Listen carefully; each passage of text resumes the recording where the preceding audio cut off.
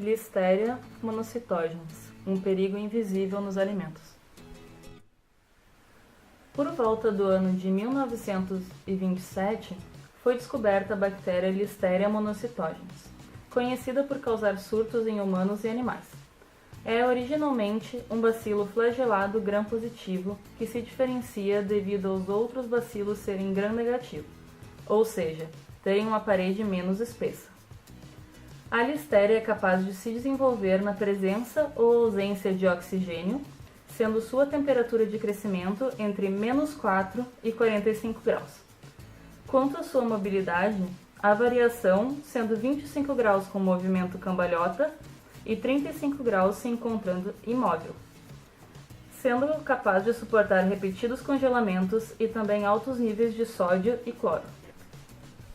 A estrutura da Listeria monocytogenes é de uma bactéria eucariótica formada por uma cápsula, que se localiza mais externamente, uma parede celular, que é a parede que recobre a membrana e acaba por definir se a bactéria é gram-positiva ou gram-negativa, uma membrana plasmática, que possui uma camada dupla de fosfolipídios e auxiliam na permeabilidade de nutrientes e defesa, ribossomos, que são responsáveis pela síntese de proteínas, por plasmídios, que é uma pequena molécula de DNA responsáveis pela codificação de características essenciais.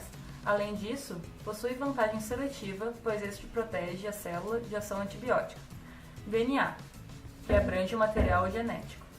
E flagelos, estrutura locomotora, que no caso desta bactéria são nominados peritríqueos, e distribui-se por toda a sua superfície. A listeriose é, principalmente, contraída através de consumo de alimentos contaminados, geralmente não processados ou por falta de higienização pré ou pós-distribuição industrial. No ambiente, também é possível uma grande escala de distribuição dessa bactéria, como solos, fezes, água ou fornecimento de silagem preparada inapropriadamente. Em alimentos como leite cru, salada, queijo, camarão e manteiga, pode-se encontrar uma maior facilidade de adquirir a bactéria pelo consumo, devido ao seu processamento.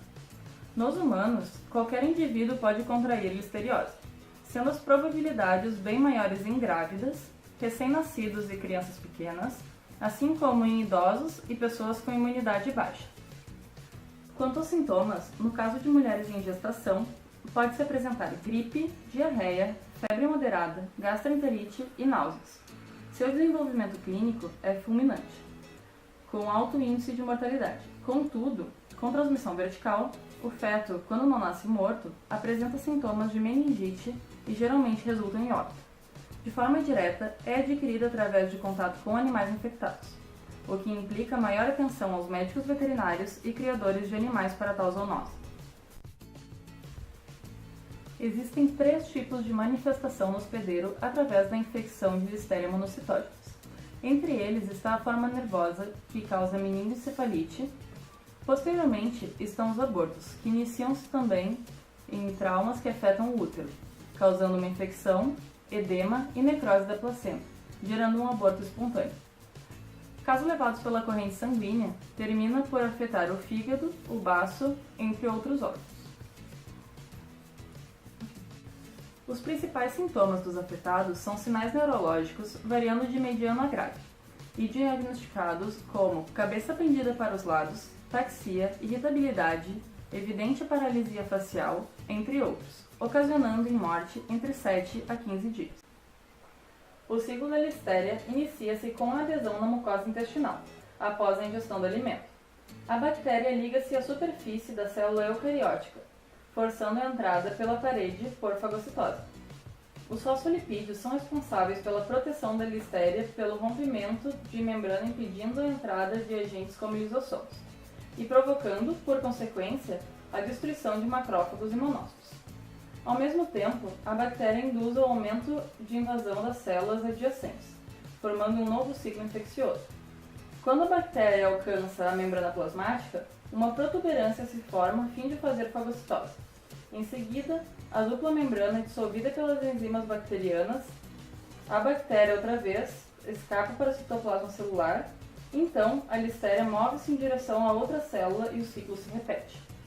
A listeriose pode ser diagnosticada de duas maneiras: por exame bacteriológico do material proveniente do foco infeccioso ou pelo isolamento do agente infeccioso na placenta, onde ocorre um meio de cultivo.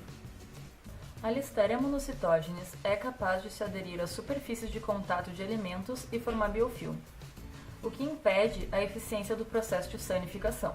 Isto aumenta a persistência bacteriana na indústria de alimentos e, por consequência, aumenta a contribuição para a contaminação. Este micro-organismo é capaz de se ligar a aço inoxidável, vidro, borracha e polipropeno, além de produzir espolissacarídeos, mais conhecidos por EPS. A principal ameaça desta bactéria é sua habilidade de crescer em largas faixas de temperatura, principalmente sob refrigeração.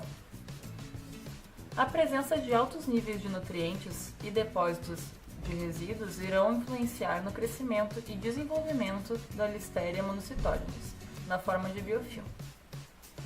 A maior taxa de aderência da bactéria dentro da indústria de alimentos está associada às cepas dos laticínios, gerando aumento na formação de biofilme. Na indústria de alimentos, é encontrada principalmente em pisos, freezers, salas de processamento e lubrificantes. A melhor forma de evitar a sua formação é controlando sua temperatura de crescimento.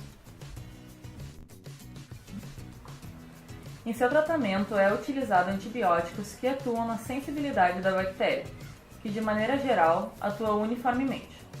A prevenção está ligada diretamente à higienização das mãos do manipulador, a conscientização do consumidor e principalmente o acesso à informação dos grupos de risco.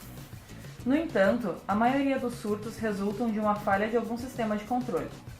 A implementação do sistema de autocontrole, como o HACCP, ao longo de todas as cadeias, assume-se como uma estratégia importante de prevenção.